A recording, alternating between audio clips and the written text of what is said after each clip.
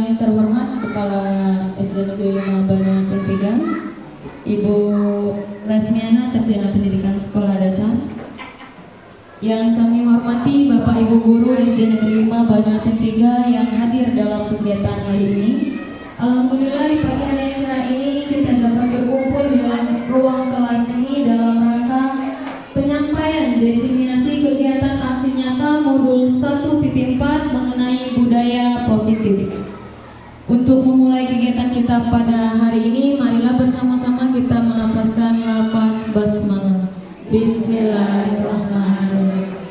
Acara selanjutnya yaitu presentasi yang akan disampaikan oleh Ibu Yulia, Sarjana Pendidikan Sekolah Dasar, calon guru penggerak angkatan 11. Kepada Ibu Yulia kami persilakan. Terima kasih pada Ibu MC. Assalamualaikum warahmatullahi wabarakatuh. Selamat pagi Ibu-ibu. Apa kabar kalian hari ini? Alhamdulillah ya, Ibu dalam keadaan sehat-sehat semua. Yo, tetap semangat ya Ibu. Walaupun kita ada 17 Agustus, kita tetap semangat. Yo, biar lebih semangat kita isi titik dulu Ibu, tolong tegak dulu. Berdiri Bu. Ya, kita spinning, tepuk semangat dan dinding ya. Tepuk semangat. Dan ding ding ding. Dung dung dung. Dan ding ding ding. Dung dung dung.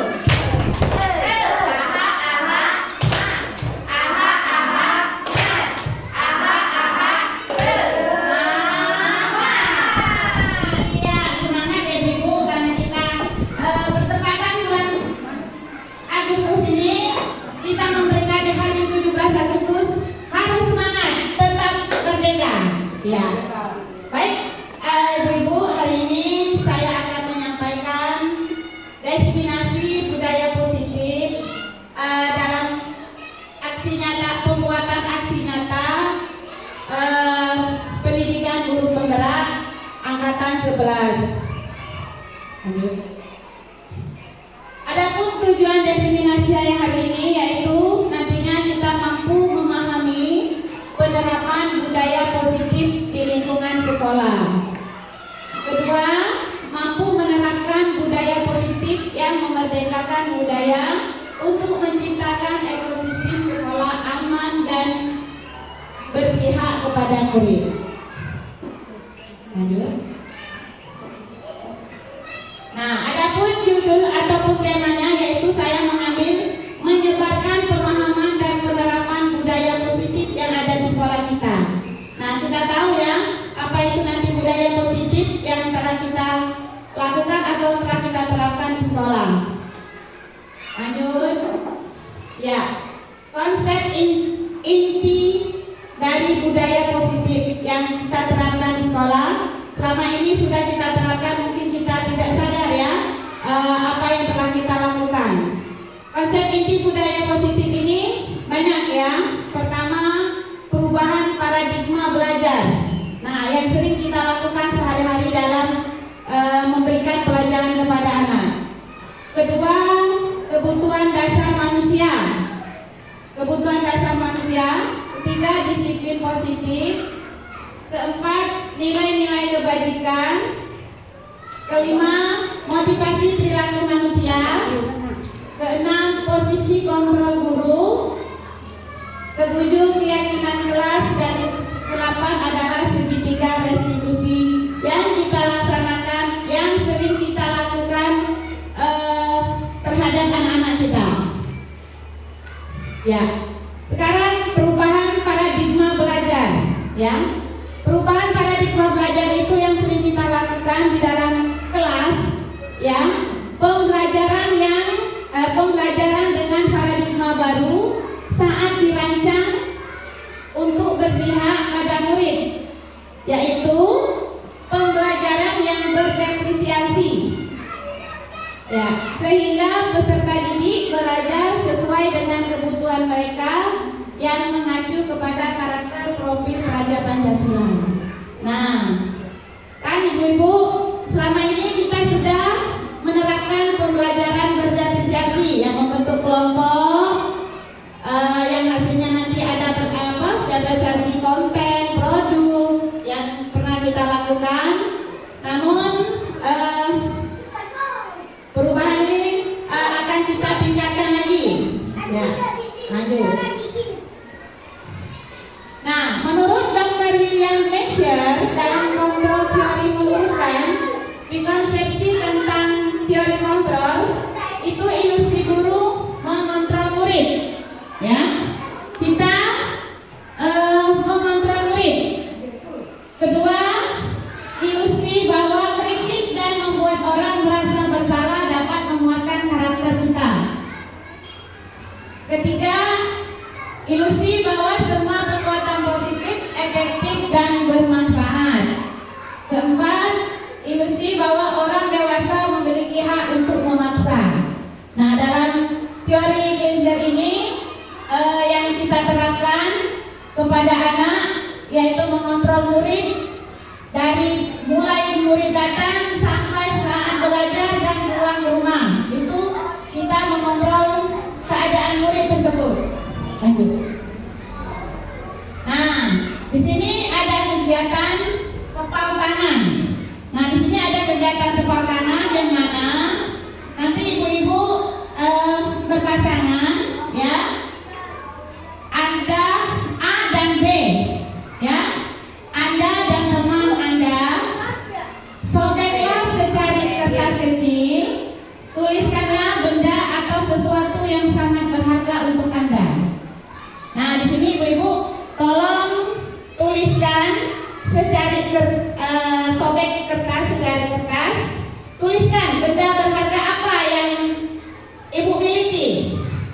Nanti teman Anda akan mencoba membukanya. Apakah ibu nanti bisa membujuk orang yang temannya tadi membuka secari kertas? Kalau ibu buat secari kertas harus benda apa? Tulisan saja, ditulis saja dalam kertas. Benda apa yang kira-kira berharga? Tidak berupa benda dia. Tidak berupa benda. Dia kan diilustrasikan dalam tulisan. Benda apa yang berharga? Nanti kepal di dalam tangannya. Coba sepasang. Ya. Yo. Tulis benda apa yang kira-kira berharga di ibu.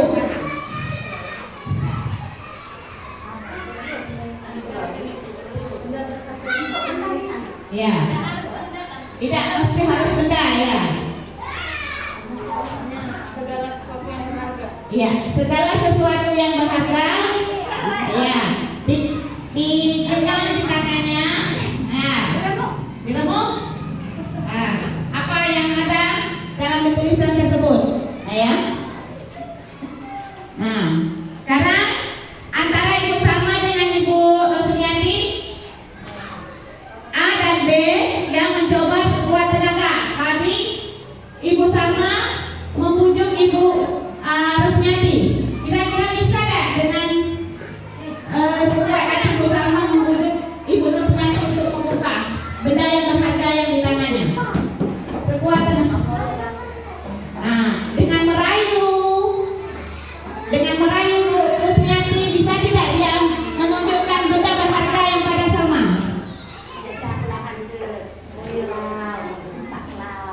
Ya, merayu sekuat tenaga, bisa tidak membukanya? Nah, iya, nah,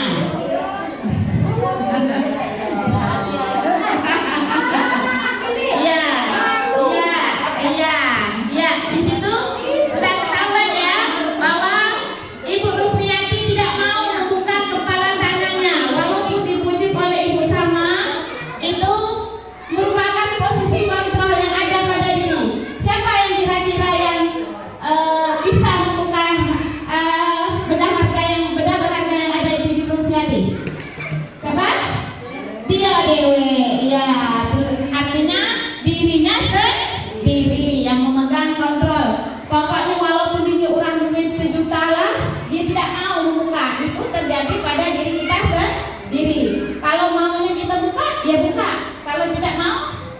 dikuatkan agendanya. Itu kegiatan kepal tangan tentang posisi kontrol. Ya.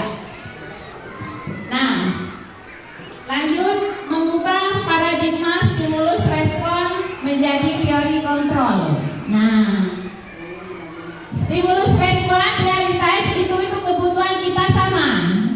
Sedangkan teori kontrolnya belum tentu. Kita sama tidak dengan temannya, beda kan?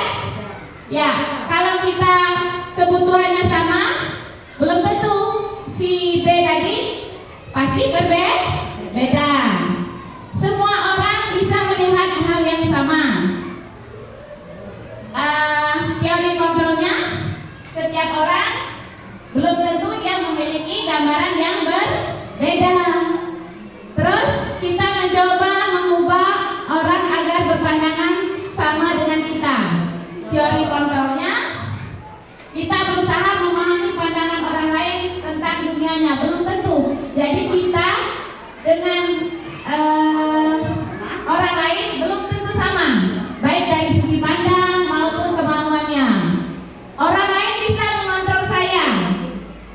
Kalau kita bisa tidak mengontrol diri kita? Ya, bisa. Ya bisa kan kita mengontrol diri kita. Orang lain belum tentu bisa mengontrol kita. Terus pemaksaan ada pada saat bujukan gagal. Kolaborasi dengan konsensus menciptakan pilihan-pilihan baru. Tadi antara Ibu Salma dengan Ibu Rosmiati, dia membujuk Ibu Rosmiati, bisa tidak dia membuka kepalan tangannya tadi kan? Tidak bisa. Itu kendalinya ada pada diri Ibu Rosmiati. Terus modal berpikir menang atau kalah. Ya, kalau teori kontrolnya modal berpikir menang-menang ya. Nah, lanjut ke teori materi selanjutnya.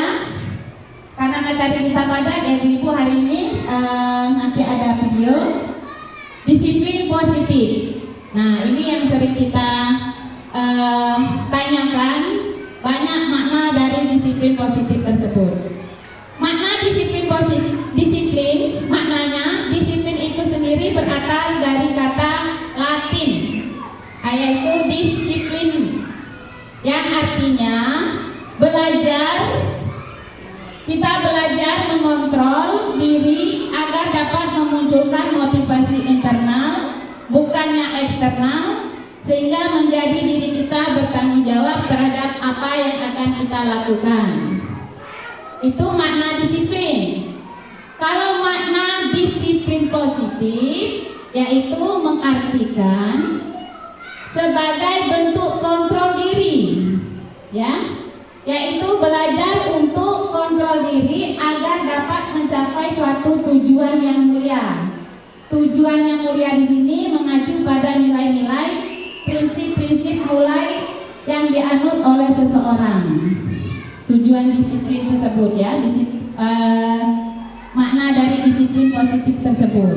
Nah, sebagai pendidik kita memiliki tujuan, ibu-ibu, yaitu tujuan kita pada peserta didik agar memiliki disiplin diri yang dapat memunculkan motivasi internal diri mereka dan akan bertanggung jawab terhadap tindakan yang mereka lakukan sesuai dengan nilai kebajikan universal dan perubahan perilaku yang lebih baik. Nah, ibu-ibu, disiplin positif ini yang pernah kita buat di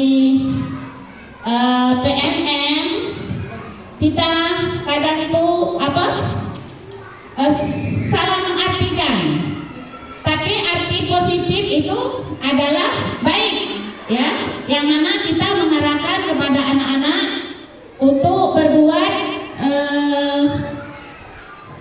sesuatu yang harus bertanggung jawab sesuai dengan nilai-nilai kebajikan yang nanti akan kita bahas. Nah, di sini ada nilai-nilai kebajikan universal, ya.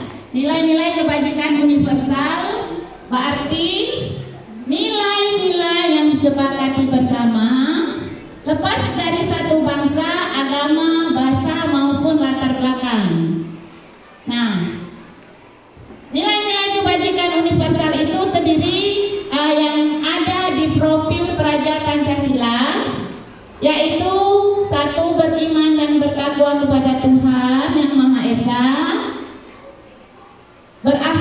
mulia, mandiri, bernalar kritis, berkebinekaan global, bergotong royong dan kreatif. Itu yang sering kita pakai dalam profil pelajar Pancasila, ya, yang sering kita kita berikan arahan kepada anak kita, yang sering kita lakukan dalam misalnya dalam beriman dan bertakwa kepada Tuhan Yang Maha Esa. Itu sering kita lakukan setiap hari Jumat, yaitu pembacaan Yasin. Itu semua kan contoh salah satu profil pelajar Pancasila. Terus Ibu Primary Years, program YPS sikap murid. Nah, sikap murid itu ada toleransi, ya, ada saling menghormati, integritas, mandiri, menghormati, antusias, empatik, keingintahuan, kreativitas, kerjasama, percaya diri, dan komitmen. Itu semua sikap yang dimiliki oleh murid, ya. Sikap yang dimiliki oleh murid harus belajar bertoleransi, rasa hormat dengan guru, terus mempunyai integritas, bersikap mandiri. Keingintahuan murid itu sangatlah besar. Terus kreativitasnya, kerjasama antara guru dan sekolah, dan percaya diri dan komitmennya, ya. 9 pilar karakter Indonesia, yaitu cinta Tuhan dan segenap ciptaannya. Kemandirian dan tanggung jawab, ya, kemandirian dan tanggung jawab yang akan kita berikan kepada anak-anak kita. Hormat dan santun, dermawan, suka menolong, terus gotong royong yang harus kita terapkan kepada anak-anak kita. Percaya diri, kreatif, dan bekerja keras. Kepemimpinan dan keadilan, baik dan rendah hati, toleransi, kedamaian, dan kesatuan yang harus dimiliki setiap orang, ya, tentang sikap tersebut. Lanjut. Nah, lanjut ke materi selanjutnya, yaitu kebutuhan dasar manusia. Tahu tidak Ibu kebutuhan dasar manusia? Kebutuhan kita ini banyak, bukan? Nah, kebutuhan dasar manusia itu artinya semua yang kita lakukan itu adalah usaha terbaik kita untuk mendapatkan apa yang kita inginkan, dan seluruh tindakan manusia itu memiliki tujuan yang tertentu. Nah, kebutuhan dasar manusia itu, kalau kita kebutuhan untuk hidup apa? Makan. Kebutuhan kita dalam mengajar contohnya apa? Misalnya dalam mendidik anak, kebutuhan kita apa? Buku atau melengkapi semua fasilitas yang ada di sekolah. Itu kebutuhan kita sebagai guru, nah, sebagai guru untuk memberikan pelajaran kepada anak, yaitu buku. Benar kata Ibu. Ya. Terus lanjut. Nah, 5 kebutuhan dasar manusia yang pastinya bertahan hidup. Karena kita tidak mau mati. Dengan mau hidup, kita harus menjaga kesehatan. Rumah harus bersih dan aman. Makanan harus penuh dengan gizi. Terus adanya proses reproduksi untuk menambah keturunan, istilahnya kan. Nah, jadi bertahan hidup itu yang pastinya kita harus sehat. Dengan sehat tadi kita bisa bertahan di hidup. Kedua,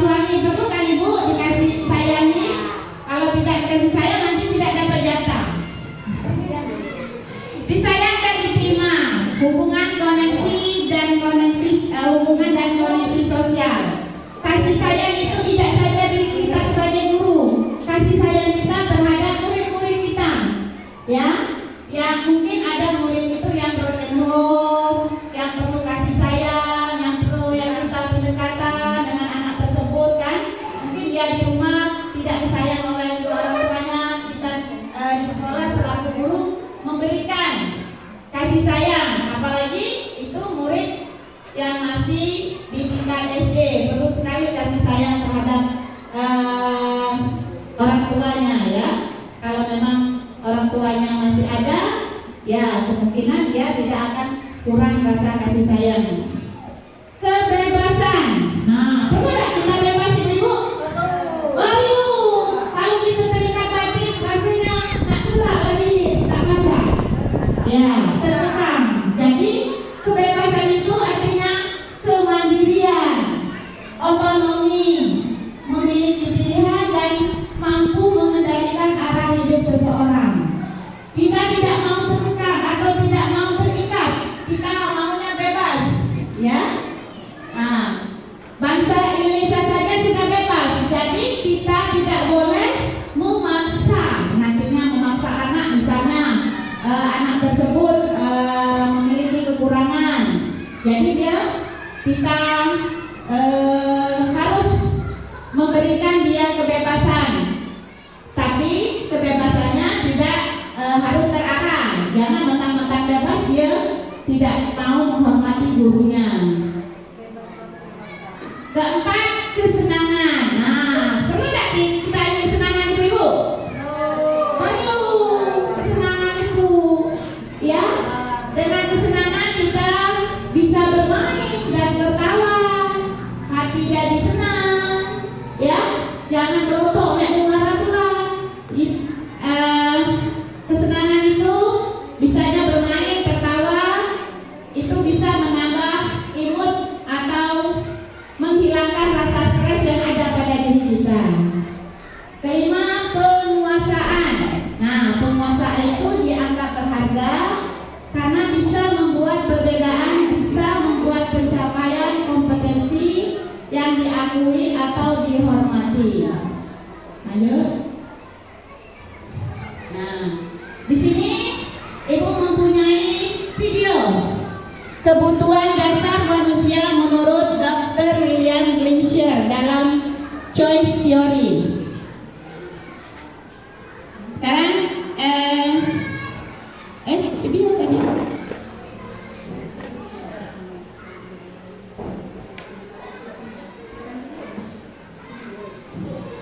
Klik bel. Nah, 5 kebutuhan dasar manusia. Nah, ibu tolong disimak dulu video ini. Salam dan bahagia, Ini merupakan salah satu kebutuhan dasar hebat manusia. untuk membangun budaya sekolah yang positif dengan lingkungan yang aman dan mendukung murid untuk menjadi pribadi yang berdaya, seimbang, dan bahagia. Salah satu upaya yang dapat dilakukan oleh guru adalah memahami kebutuhan dasar yang mendasari perilaku murid. Pada video kali ini, kita akan membahas tentang 5 kebutuhan dasar manusia.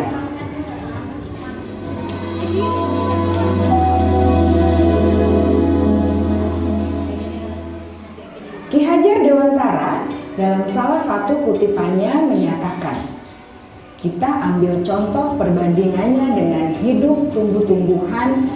Seorang petani dalam hakikatnya sama kewajibannya dengan seorang pendidik yang menanam padi misalnya. Hanya dapat menuntun tumbuhnya padi. Ia dapat memperbaiki kondisi tanah, memelihara tanaman padi, memberi pupuk dan air, membasmi ulat-ulat atau jamur-jamur yang mengganggu hidup tanaman padi, dan lain sebagainya. Ketika guru memahami kebutuhan apa yang mendasari perilaku murid, dan guru berusaha menuntun dan mendukung murid dalam memenuhi kebutuhannya secara positif, pada hakikatnya guru tersebut ibarat seorang petani yang sedang berusaha memahami kebutuhan masing-masing tanaman, dan ia berusaha memenuhi kebutuhan tanaman tersebut agar dapat tumbuh dengan subur dan maksimal. Dr. William Glasser, seorang psikiater dari Amerika Serikat, menyatakan bahwa seluruh tindakan manusia memiliki tujuan tertentu, yaitu memenuhi kebutuhan dasarnya. Ketika kelima kebutuhan dasar telah terpenuhi secara memadai, maka murid akan tumbuh dengan seimbang dan bahagia. Sebaliknya, ketika kebutuhan dasar tidak terpenuhi dengan baik, maka seseorang akan mengalami emosi negatif seperti bosan, sedih, dan kecewa. Bahkan mereka dapat melakukan perbuatan yang bertentangan dengan nilai-nilai kebajikan atau melanggar peraturan. Dengan kata lain, perilaku buruk seseorang biasanya adalah respons dari kebutuhan yang tidak terpenuhi. Namun, mereka tidak tahu cara untuk menyampaikannya. Ada 5 kebutuhan dasar manusia menurut Dr. William Glasser, yaitu yang pertama, kebutuhan untuk bertahan hidup atau survival. Yang kedua, kebutuhan untuk merasa diterima atau love and belonging. Yang ketiga, kebutuhan akan kebebasan atau freedom. Yang keempat, kebutuhan akan kesenangan atau fun. Dan yang kelima, kebutuhan akan penguasaan atau power.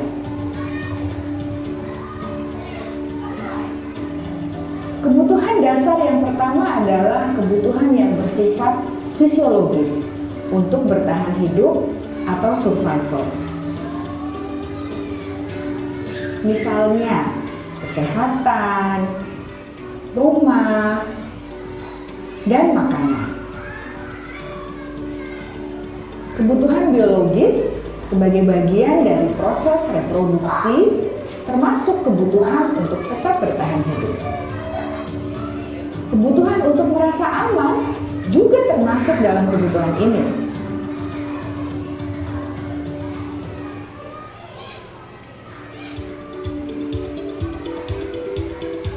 Agar murid dapat belajar dengan baik, kebutuhan mereka akan merasa aman, pangan, sandang, dan papan harus terpenuhi. Bagaimana mungkin mereka dapat belajar dengan baik bila mereka datang ke sekolah dengan perut yang lapar atau bila rumah mereka kebanjiran?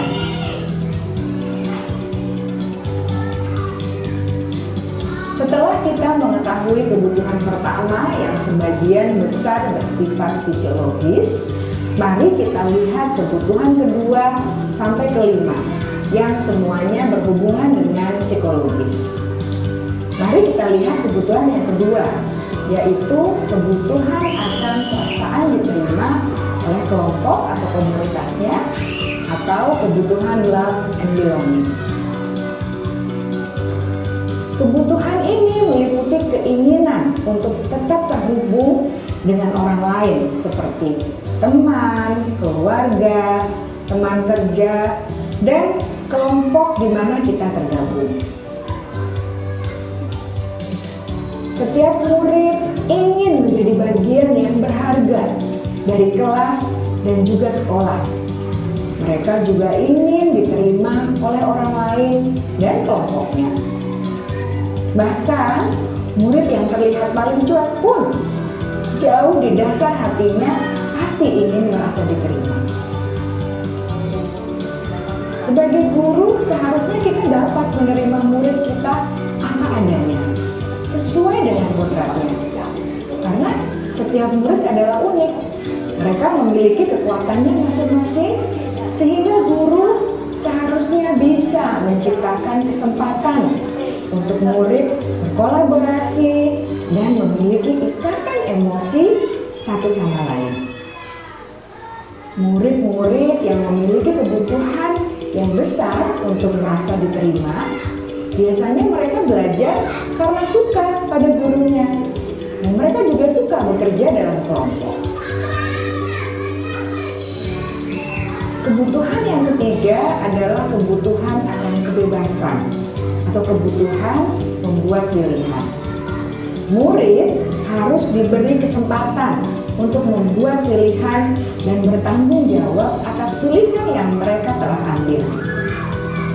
Memberi mereka kebebasan bukan berarti membiarkan mereka melakukan apa saja yang mereka mau, melainkan lebih memberi mereka kesempatan untuk membuat pilihan, menyuarakan pendapat mereka dengan percaya diri, dan memberi mereka kesempatan untuk mencoba hal-hal yang baru.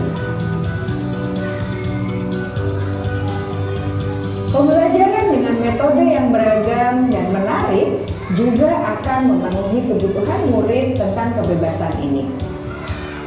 Pembelajaran berdiferensiasi di mana guru menyediakan beberapa jenis tugas yang bisa dipilih oleh murid sesuai minat mereka, sangat baik untuk mengembangkan murid menjadi lebih mandiri dan memiliki motivasi internal.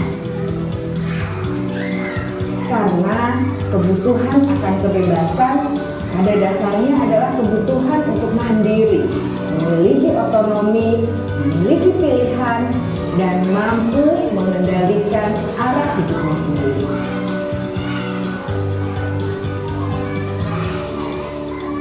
Kebutuhan yang keempat adalah kebutuhan akan kesenangan.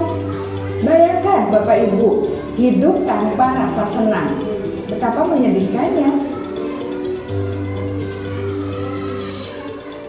Glasser menghubungkan kebutuhan akan kesenangan dengan belajar. Jangan sepelekan kebutuhan murid untuk merasa senang di kelas. Sebagai guru, jangan ragu-ragu untuk dengan sengaja memasukkan kegiatan yang menyenangkan dalam kelas. Murid-murid dengan kebutuhan dasar kesenangan yang tinggi ingin menikmati apa yang mereka lakukan. Mereka juga konsentrasi tinggi saat mengerjakan hal-hal yang disenangi.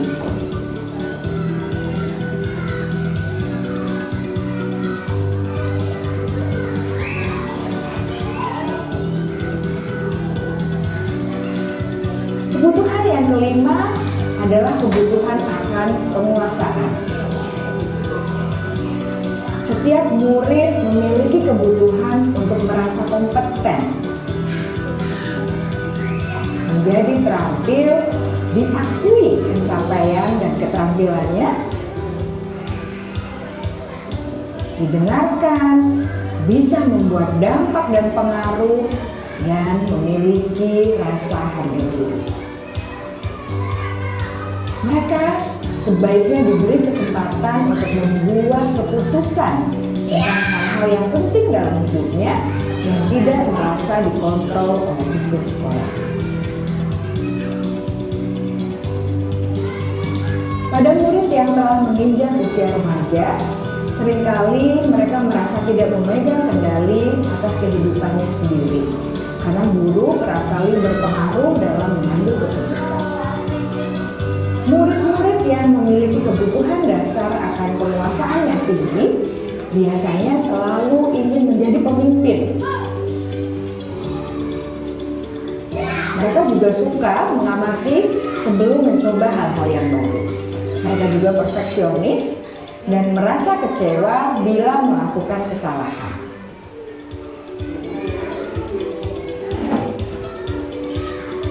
Ibu dan Bapak guru sangatlah penting bagi kita untuk mengetahui kebutuhan dasar murid-murid agar kita memahami alasan di balik sikap dan tingkah laku mereka.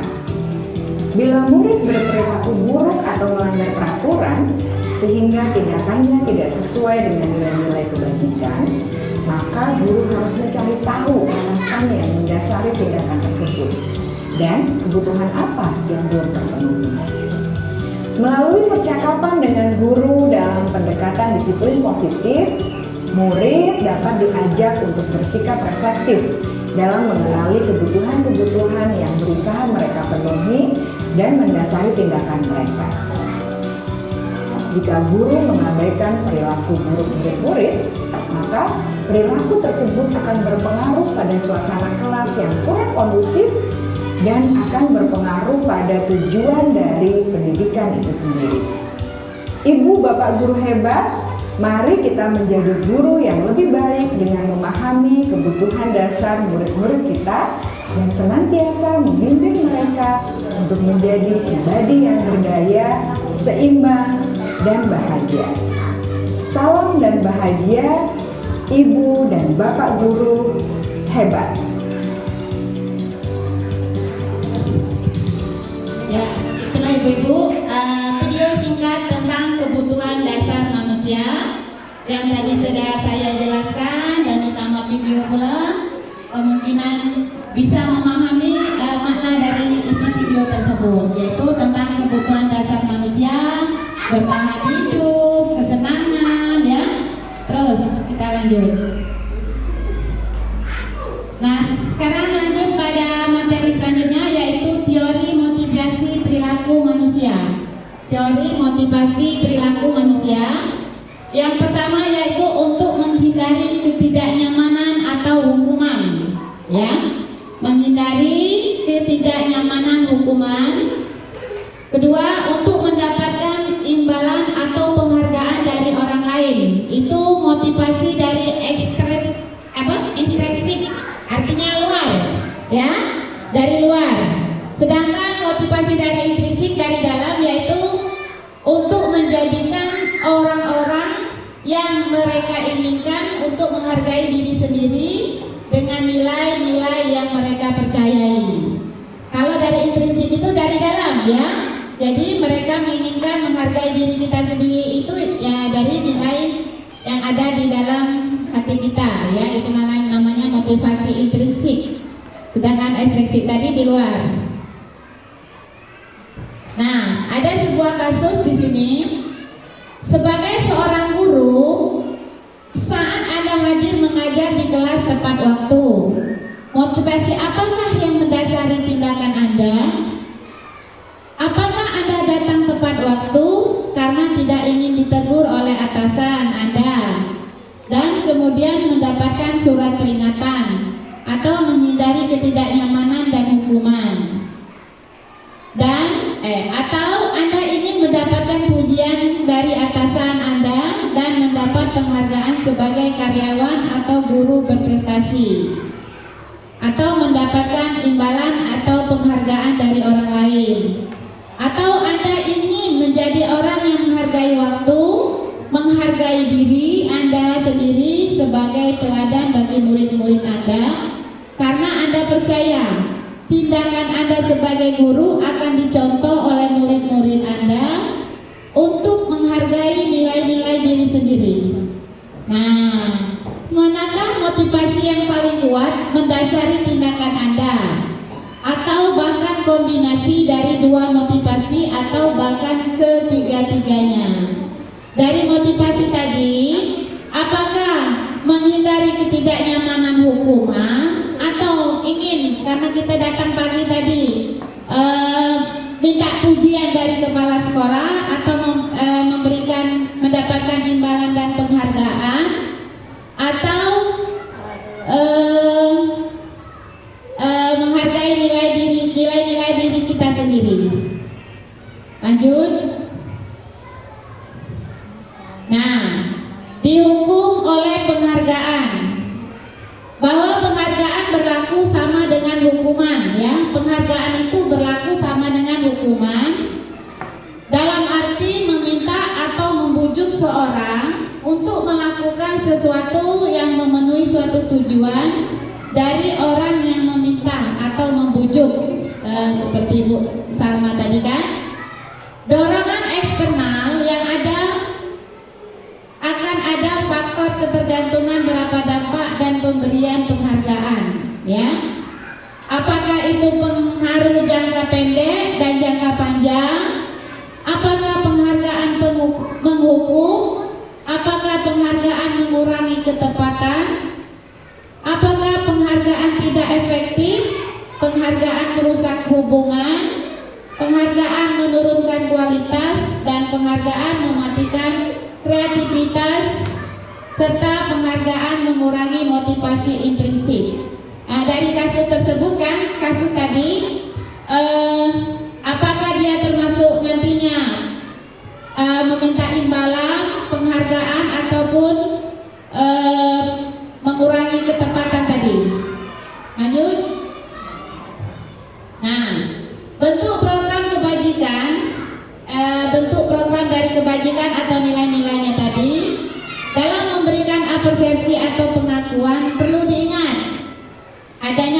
pengakuan secara khusus, secara pribadi, pengakuan semua murid atau bergantian, pemberian pengakuan secara konsisten dan fokus pada proses. Kita lanjut ya. Nah, ini contoh atau apresiasi kebajikan. Misalnya contoh pengakuan apresiasi kebajikan pada pembukaan itu ada nilai-nilai kebajikan. Ada juga situasinya. Misalnya kemarin saya perhatikan nilai kebajikannya yaitu rasa empatimu besar sekali. Sedangkan situasinya pada saat menolong murid baru di kelas kita. Nah, kalau kalimat pembukanya saya menghargai, nilai kebajikannya yaitu kepedulian. Terus situasinya pada saat kamu membantu teman-temanmu di tugas kelompok, itu yang terjadi misalnya kan menghargai, nilai kebajikannya yaitu kepedulian. Kalau pembukanya merasa terima kasih untuk, ya, nilai kebajikan yang terkandung di situ yaitu rasa tanggung jawab. Dia merasa berterima kasih, jadi nilai kebajikannya yaitu rasa tanggung jawab. Situasinya pada saat kamu memungut kertas yang berserakan di lantai, ya, situasi saat itu situasinya memungut kertas kan berserakan di lantai. Pembukanya mengucapkan terima kasih dan nilai kebajikannya yaitu rasa tanggung jawab yang dimiliki oleh seorang murid tersebut. Nah, lanjut ke materi selanjutnya yaitu hukuman, konsekuensi dan restitusi. Hukuman. Nah, di sini sering kita lakukan pada anak-anak kita, nak. Ada hukuman, ada konsekuensi, ada restitusi. Hukuman bersifat tidak terencana atau tiba-tiba, bersifat satu arah. Pengarahannya dari pihak guru, murid hanya menerima satu hukuman tanpa melalui satu kesepakatan. Hukuman itu berupa fisik maupun psikis, ya. Murid merasa disakiti oleh satu perbuatan kata-kata. Contohnya yang sering kita lakukan kadang tuh pada anak kita, misalnya terlambat datang, kita langsung menghukum atau memarahinya. Tanpa sadar anak tersebut merasa sakit hati, itu namanya diberi hukuman. Terus konsekuensi. Nah, apa itu konsekuensi? Yaitu sesudah terencana atau sudah disepakati, bentuk konsekuensinya dibuat oleh pihak guru sekolah dan murid mengetahui sebelum konsekuensi yang diterima. Bila ada pelanggaran sudah dibahas dan disetujui oleh murid dan guru. Murid tetap dibuat tidak nyaman untuk jangka waktu pendek. Konsekuensi itu sudah tahu dia peraturan tapi dia melanggar. Tapi ya kita memberikan konsekuensi kepada anak tersebut, jangan sampai menghukum, ya. Itu dalam ibarat hukum dalam jangka pendek konsekuensinya. Restitusi. Nah, apa itu restitusi? Proses menciptakan kondisi bagi murid untuk memperbaiki kesalahan, ya, memperbaiki kesalahan mereka lakukan. Proses kolaboratif yang tidak mengajarkan murid untuk mencari solusi untuk masalah mereka, membantu murid berpikir tentang orang seperti apa yang diinginkan dan bagaimana mereka harus memperlakukan orang lain. Nah, ibu-ibu, restitusi ini sebenarnya sangat bagus, ya, kita lakukan di sekolah karena setiap hari kita mendapatkan kasus anak-anak yang sering berbalak, anak-anak yang sering berebut apapun, ya. Nah, di situ kita harus menggunakan restitusi. Di situ kita tanya dulu apa kesalahannya, terus jangan menghukum anak tadi langsung, harus kita pakai restitusi. Nanti kita bahas dari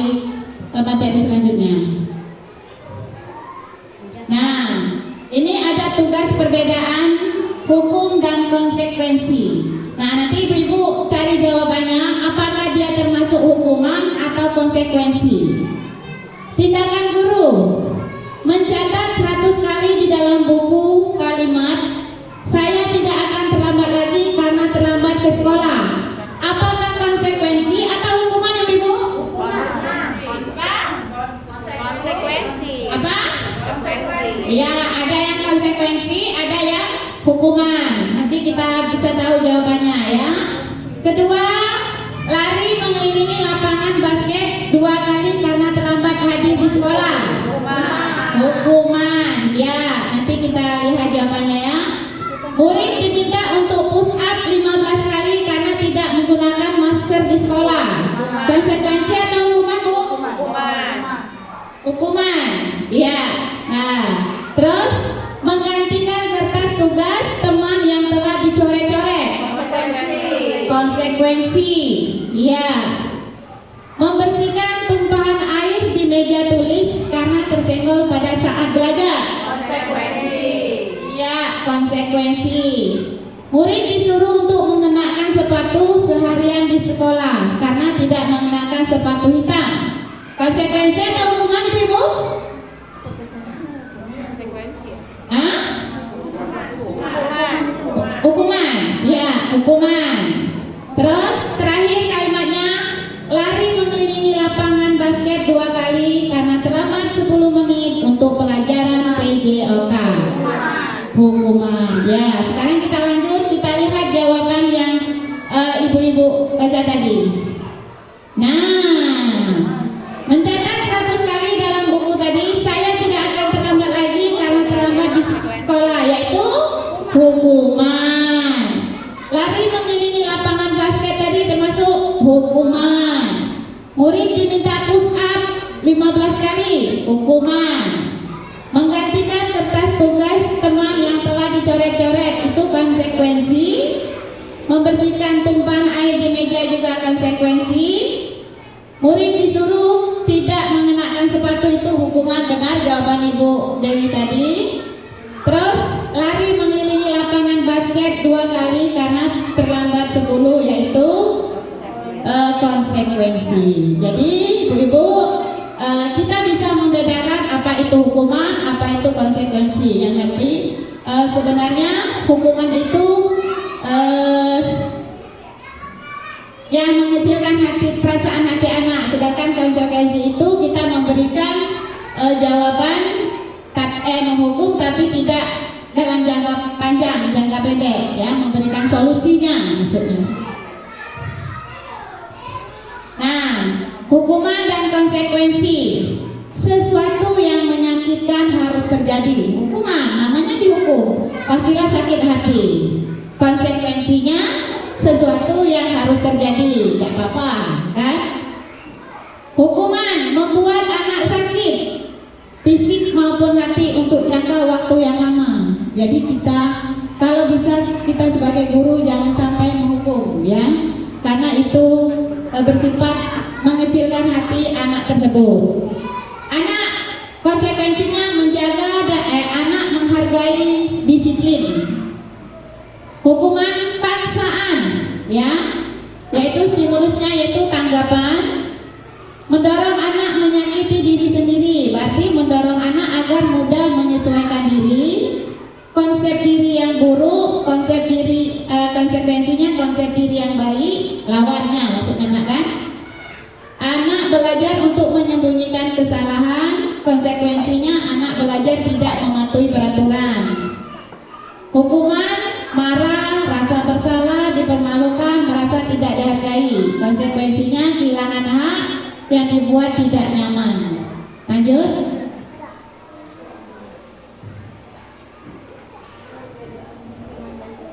Ya, sekarang perbedaan sudah tadi. Nah, ini identitas gagal hukum dan identitas sukses, disiplin, konsekuensi, dan restitusi. Sesuatu yang menyakitkan tadi harus terjadi, sedangkan konsekuensinya sesuatu yang harus terjadi, restitusinya merupakan pilihan. Nah, kalau yang tidak nyaman murid menjangka waktu panjang, restitusinya menguatkan murid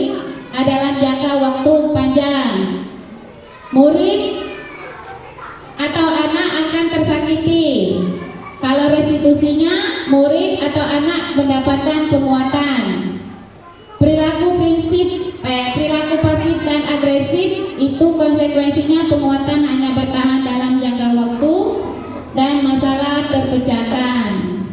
Terus saya langsung, murid atau anak membenci peraturan. Ya, konsekuensinya murid atau anak menghormati peraturan. Restitusinya murid atau anak menghormati diri dan orang lain. Lanjut, Ibu persingkat ya. Nah, ciri-ciri restitusi. Ciri-ciri dari restitusi itu bukan untuk menebus kesalahan, namun untuk belajar dari kesalahan. 2. Memperbaiki hubungan. Nah, jangan sampai berbalah, istilahnya itu kan, dia langsung memperbaiki hubungan, tidak berlarut panjang. 3. Tawaran atau bukan paksaan. 4. Restitusi untuk menuntut melihat ke dalam diri. Restitusi mencari kebutuhan dasar mendasari tindakan. Restitusi diri dalam cara yang paling baik. Restitusi fokus bukan tindakan. Fokus pada solusi. Restitusi mengembalikan murid yang berbuat salah pada kelompoknya. Lanjut, karena materi kita banyak. Nah, keyakinan kelas, ya. Keyakinan kelas itu sama juga dengan kesepakatan kelas sebenarnya, Bu-Ibu ya. Namun kita tahu selama tadi kita buat kesepakatan kelas itu, yang sering kita lakukan biasanya kita mengajak anak berdiskusi. Anak-anak, coba kita buat keyakinan kelas atau peraturan kelas yang kita biasanya kita ajak anak-anak kita kan. Nah, mengapa keyakinan kelas bukan peraturan kelas? Apa? Siapa menjawabnya? Mengapa keyakinan kelas bukan peraturan kelas? Yang bisa jawab? Hah? Bu Salma, mau jawab? Wah. Kalau keyakinan kelas berarti anak-anak itu yakin bisa melakukan apa yang sudah disepakati mereka. Kalau peraturan kelas belum tentu mereka bisa mentaati peraturan tersebut, masih bisa juga dilanggar. Kalau keyakinan mereka yakin mereka bisa, biarpun dengan perlahan. Terima kasih. Iya. Tepuk tangan dong Bu Ibu Anita. Iya. Ada lagi Ibu Sama? Mau nambahkan? Tidak.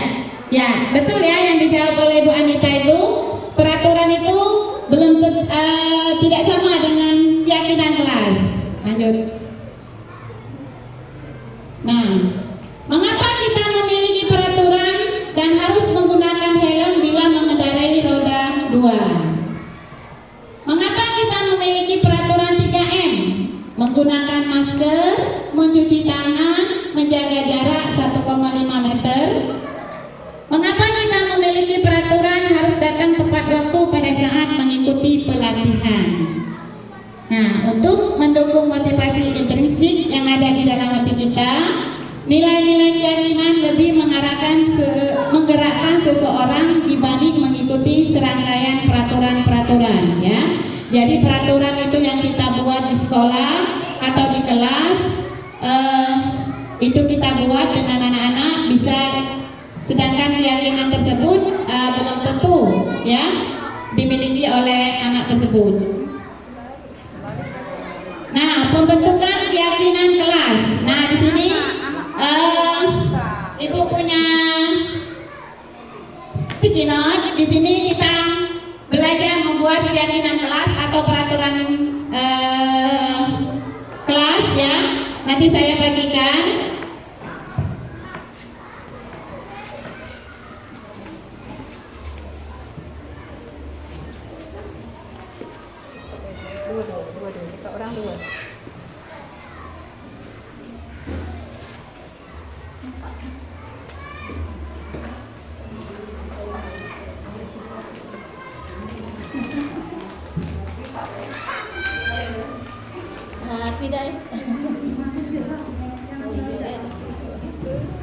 Nah, Ibu-ibu, kalian buat seperti kalian mengajar anak-anak membuat peraturan kelas, ya. Kan setiap orang berbeda-beda. Apa yang kalau kita membuat peraturan kelas pertama-tama, nanti kita tulis dan ditempelkan ke depan. Nanti ibu kelompokkan untuk membuat peraturan kelas. Apa biasanya?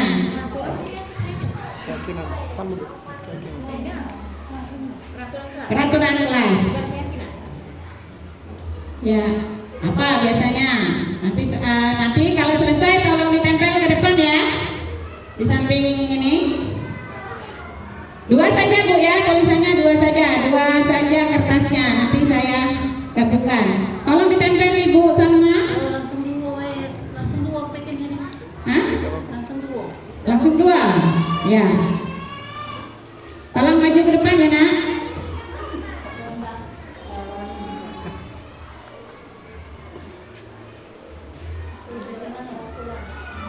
Peraturan.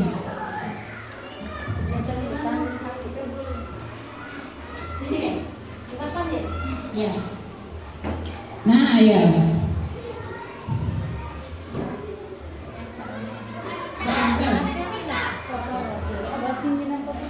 Kalau keyakinan, kata dibuat. Kalau peraturan sekolah buat. Sekolah ke guru. Kalau peraturan tidak. Kalau keyakinan datang kepada aku. Iya lah. Keyakinan tidak boleh pakai tidak. Selesai, silakan. Nanti sibuk kelompokkan. Tidak peraturan ya. Yang sering kita buat di kelas.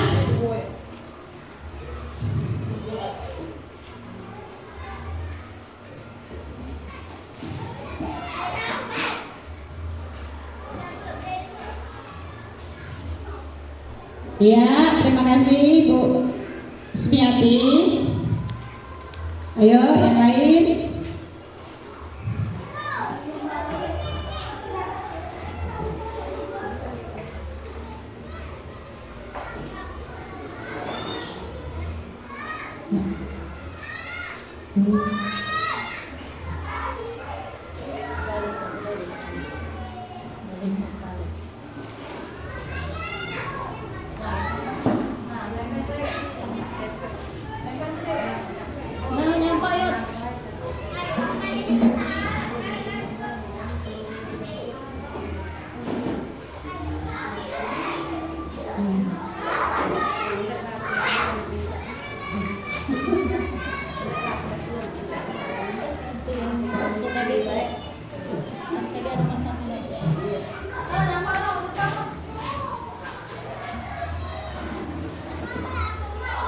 Ayo, selesai belum? Iya. Mana ya tadi ya? Mana nggak dibuang?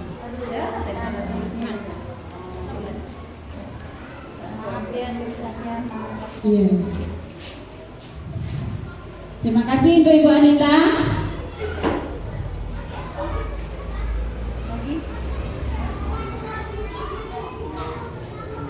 Selesai? Ya, kita bacakan sambil menunggu jawaban dari teman kalian. Datang tepat waktu, ya, tidak.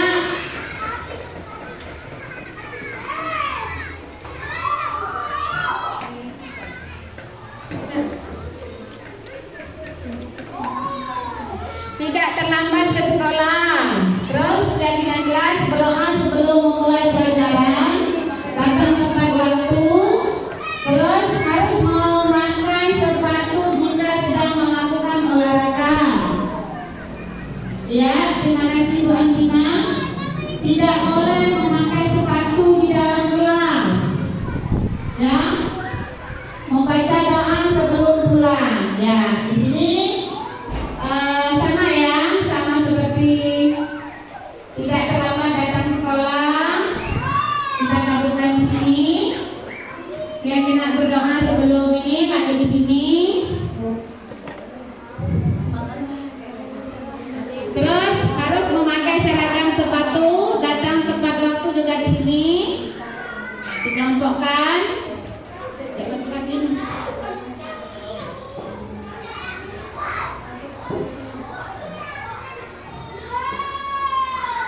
Yang ini saling menghormati dan menyayangi dan menghargai waktu. Terus harus memakai sepatu jika melakukan olahraga. Sedangkan yang ini tidak datang terlambat dan mengikuti upacara kegiatan di sini.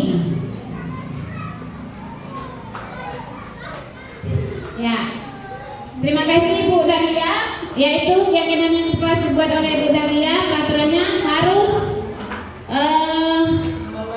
membawa kamus bahasa Inggris masuk kelas tepat waktu, ya, masuk dalam kelompok ini. Nah, ibu-ibu dalam membuat peraturan kelas bisa ibu-ibu terapkan di kelas biar anak lebih senang, ya, karena mereka tidak saja langsung mengucapkan kata, tapi kita pilih berdasarkan inspirasi yang mereka buat. Lanjut. Prosedur pembentukan keyakinan sekolah atau kelas, curah pendapat tentang peraturan yang disepakati, mencatat semua masukan dari guru-guru tadi, gantilah kalimat-kalimat dalam bentuk negatif, tinjau kembali daftar curahan pendapat, temukan nilai kebajikan, tinjau ulang keyakinan sekolah. Setelah selesai dibuat, ditinjau ulang, disetujui. Nah, setelah kita kelompokkan, lalu kita tulis dengan kalimat-kalimat yang negatif dan kita ketik dan kita print dan lalu kita pajangkan di kelas. Jadi anak tadi bisa melihat keyakinan atau keyakinan kelas yang mereka buat dan bisa mematuhinya. Lanjut. Nah, contoh keyakinan kelas di situ.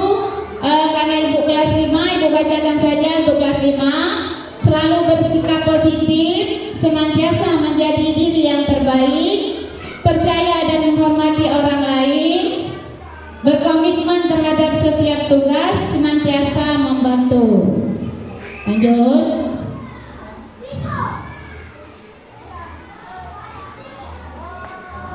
Ya, nah sekarang peraturan dan keyakinan kelas. Selalu kembalikan buku ke tempat. Keyakinan kelasnya apa? Ya, dilarang mengganggu orang lain. Nah, keyakinan kelasnya juga apa? Hadir di sekolah 15 menit pembelajaran dimulai. Dilarang melakukan kekerasan, dilarang menggunakan narkoba, bergantian menunggu giliran, gunakan masker, jangan berlari di kelas atau koridor. Nah, adapun jawabannya. Nah, ya, selalu kembalikan buku di tempat. Keyakinan kelasnya yaitu tanggung jawab, ya, tanggung jawab. Dilarang mengganggu orang lain, artinya menghormati orang lain. Hadir di sekolah 15 menit sebelum pembelajaran dimulai, artinya menghormati orang lain atau berkomitmen, ya, harus tepat waktu. Dilarang melakukan kekerasan. Keyakinan kelasnya yaitu keselamatan dan menghormati orang lain. Dilarang menggunakan narkoba. Keyakinan kelasnya yaitu tentang kesehatan, ya. Bergantian yang menunggu giliran, berarti menghormati orang lain, bersabar atau budaya antri, boleh. Gunakan masker, itu keyakinan kelasnya yaitu menjaga kesehatan dan keselamatan, jangan berlari di kelas atau koridor, keselamatan dan keamanan. Nah, posisi kontrol guru. Posisi kontrol guru itu ada penghukum, pembuat merasa bersalah, pemantau, teman, dan manajer. Posisi kontrol guru itu ada 5, ya. Ya, ini ada video 5 posisi kontrol, ya. Dalam penerapan disiplin positif restitusi, salah satu program yang dikembangkan adalah 5 posisi kontrol. 5 posisi kontrol dalam restitusi adalah proses perjalanan seorang pendidik agar dapat mengenali dirinya. Pada video kali ini, kita akan membahas tentang 5 posisi kontrol yang dikembangkan oleh penilaian dosen dan contoh penerapannya.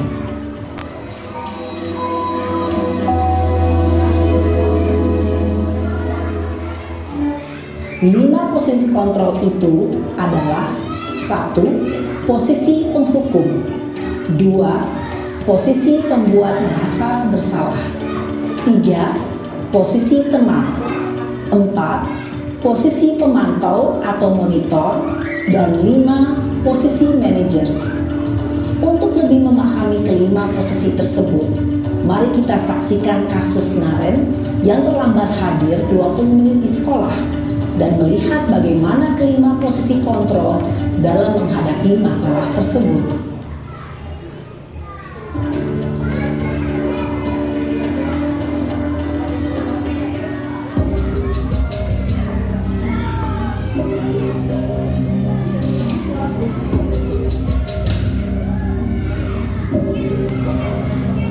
Naren, sini kamu. Selamat pagi, Bu. Selalu terlambat. Kamu deh, pasti terlambat. Maaf, Bu. Saya Apa? Apa coba? Alasan kamu apa lagi? Kapan sih kamu tidak terlambat? Malas sekali ya kamu jadi anak. saya Dasar pemalas. Gak kapok-kapok sih kamu. Sudah berapa kali terlambat? Sana, kamu keliling lapangan basket 2 kali. kenapa saya harus keliling lapangan basket, Bu? Kenapa? Kamu mau lawan ibu? Berani-beraninya jawab. Sudah terlambat, masih berani jawab pula. Sekarang, keliling lapangan basket 5 kali sekalian. Biar kapok. Cepat. Pergi sana ke lapangan basket. Posisi penghukum biasanya berbicara dengan nada tinggi, menghardik, menunjuk-nunjuk, menyakiti, dan menyindir. Hukuman bisa berupa fisik maupun psikis. Ibu dan bapak guru hebat.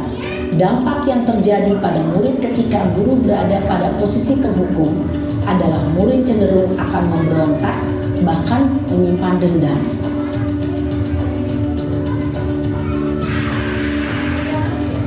Ini posisi pembuat merasa bersalah ya tadi.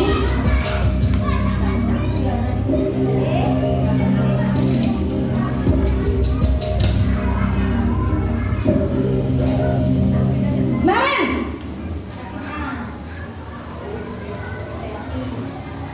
Selamat pagi, Bu.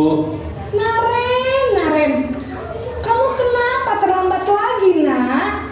Ya Tuhan, Naren, kamu senang ya bikin ibu susah ya? Kalau kamu terlambat lagi, nanti ibu yang ditegur bapak kepala sekolah, nak. Disangka ibu tidak bisa membina kamu. Duh, gimana ini? Maaf, Bu. Duh Gusti Naren, kamu suka ya kalau ibu ditegur bapak kepala sekolah? Terus, sekarang ibu harus tulis apa ini di buku absen? Ini kamu sudah sering terlambat loh. Ibu harus apa coba? Maaf, Bu. Maaf sekali. Ya sudah, lain kali jangan bikin ibu susah lagi ya nak ya. Ibu tidak akan kuat lagi kalau kamu begini terus. Bisa jantungan kalau ibu ditegur bapak kepala sekolah. Sana cepat ke kelas. Maaf ya, Bu. Maaf sekali. Posisi pembuat rasa bersalah berbicara dengan nada tenang, cenderung lembut. Namun kata-kata yang diutarakan membuat murid merasa menjadi orang yang gagal, memandang buruk dirinya sendiri, merasa tidak berharga, dan tidak sanggup membahagiakan orang lain. Selamat pagi, Bu. Selamat pagi Naren. Maaf, Bu. Saya terlambat. Iya, sekolah masuknya jam 7, sekarang sudah jam 7.20. Jadi sekarang bagaimana ini Naren? Maaf, Bu. Saya lupa setel alarm saya semalam. Baiklah, menurut kamu, keyakinan sekolah yang mana yang perlu kamu tingkatkan? Menghargai diri sendiri dan orang lain mungkin ya Bu. Setuju. Jadi, apakah Naren meyakini prinsip saling menghormati tersebut? Iya Bu, saya meyakininya. Apakah Naren bersedia memperbaiki masalah keterlambatan ini? Bersedia Bu. Bagaimana kamu akan perbaiki masalah keterlambatan ini? Saya akan coba untuk tidak lupa menyetel alarm saya Bu. Baik, kalau Naren lupa menyetel alarm di rumah, ada orang yang kira-kira bisa bantu mengingatkan tidak? Ada Bu, kakak saya, Kak Emma. Ada lagi selain Kak Emma? Selain Kak Emma, ada ibu saya. Baik, jadi yang mengingatkan Naren adalah Kak Emma dan ibu kamu ya? Kira-kira akan mulai start alarm kapan nih Naren? Setelah pulang sekolah, akan segera saya lakukan. Baik, jadi Naren akan setel alarm untuk bangun besok pagi dan akan diingatkan oleh kakak dan ibunda Naren ya. Ada lagi yang mungkin perlu dilakukan Naren agar tidak terlambat bangun lagi? Tidak ada Bu. Baik Naren, terima kasih untuk kerjasama kamu. Sekarang kamu perlu kembali ke kelas untuk belajar. Baik Bu, terima kasih. Posisi manajer adalah posisi kontrol yang disarankan untuk membimbing murid memiliki sikap disiplin yang positif, yaitu murid yang mandiri, bertanggung jawab, dan dapat memecahkan masalah. Tujuan dari posisi ini adalah agar murid dapat berefleksi atas tindakannya. Guru akan dengan tulus memberikan pertanyaan-pertanyaan bermakna, sehingga membuat murid dapat belajar dari kesalahannya dan mencari sebuah solusi untuk menyelesaikannya. Ibu dan Bapak guru hebat, setelah mengamati adegan kelima posisi kontrol tadi, kira-kira posisi mana yang paling ideal?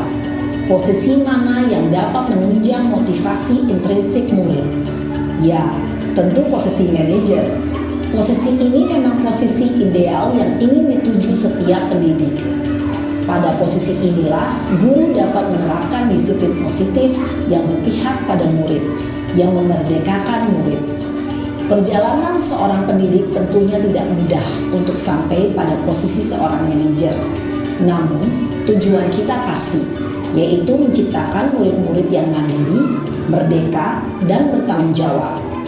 Semoga penggambaran 5 posisi kontrol yang telah diperlihatkan ini dapat menjadi ajang refleksi bagi kita semua, agar dapat terus mengasah dan menerapkan disiplin positif yang memerdekakan murid. Mari terus berlatih dan bersemangat. Selamat menerapkan. Salam dan bahagia Ibu dan Bapak guru hebat.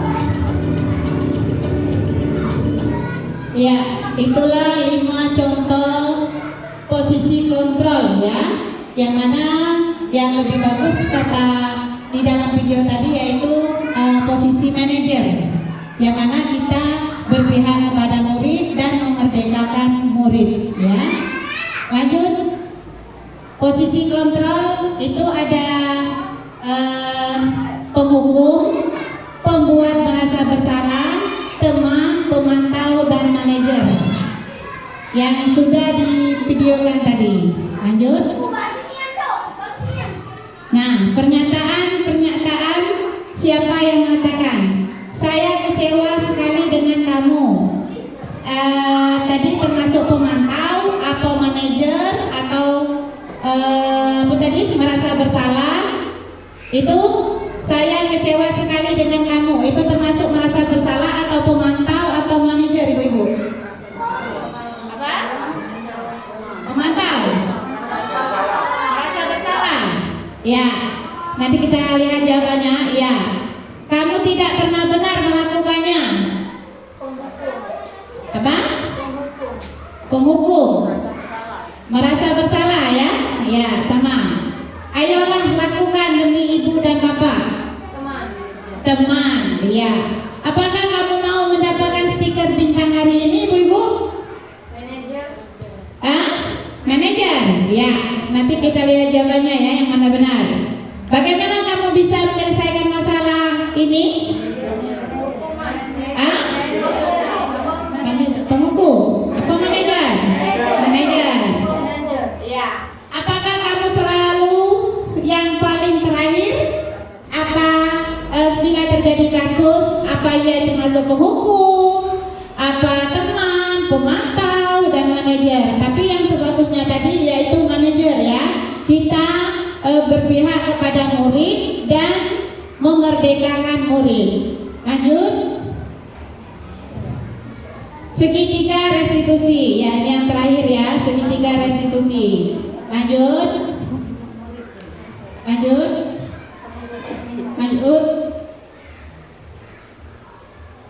Ya, proses komunikasi kolaboratif antara orang tua memperbaiki kesalahan agar menjadi pribadi yang lebih baik lagi.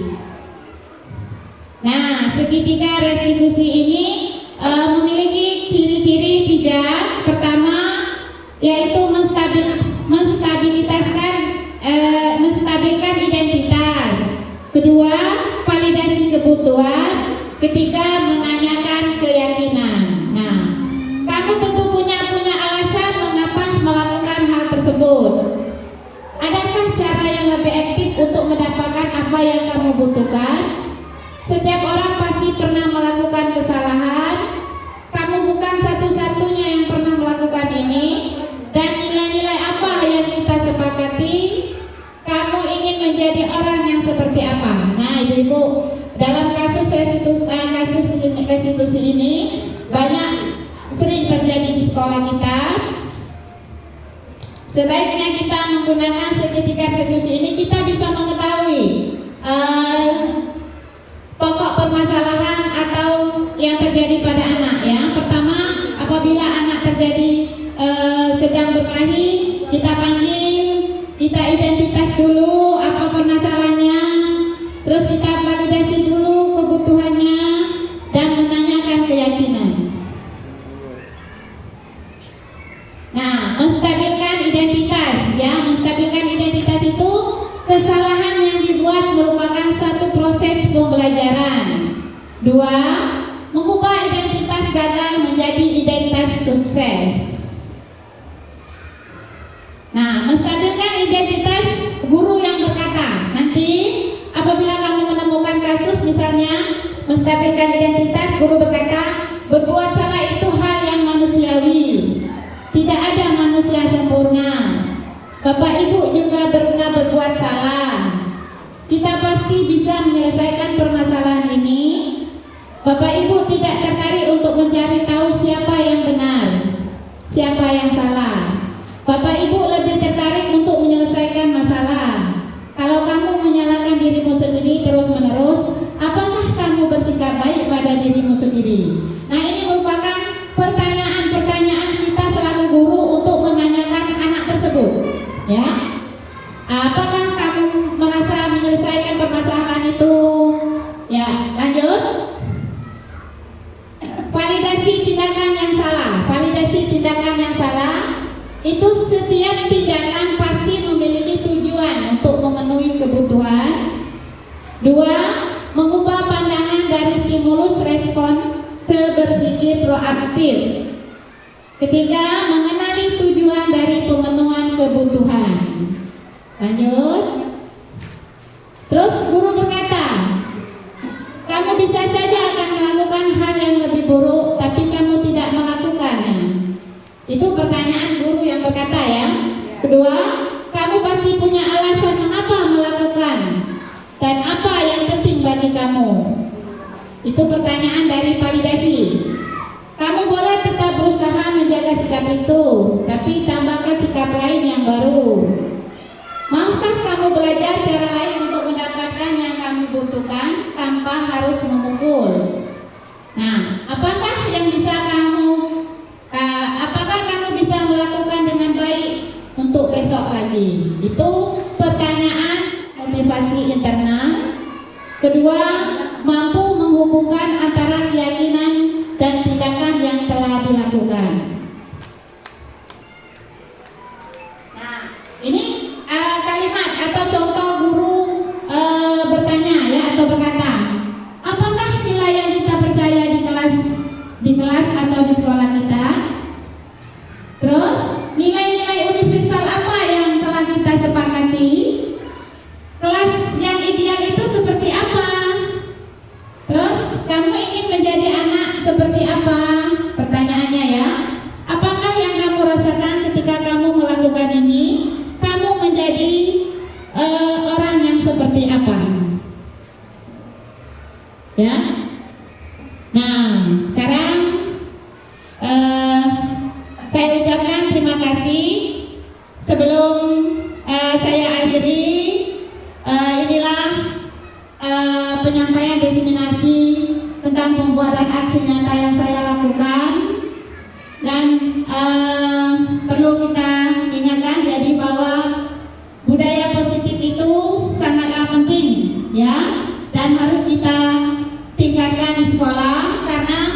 Budaya positif itu perbuatan kita terhadap anak kita atau perlakuan-perlakuan yang sangat baik yang harus kita ingatkan kepada anak-anak kita. Dan saya akhiri dengan ucapan wabillahi taufiq wal hidayah. Wassalamualaikum warahmatullahi wabarakatuh.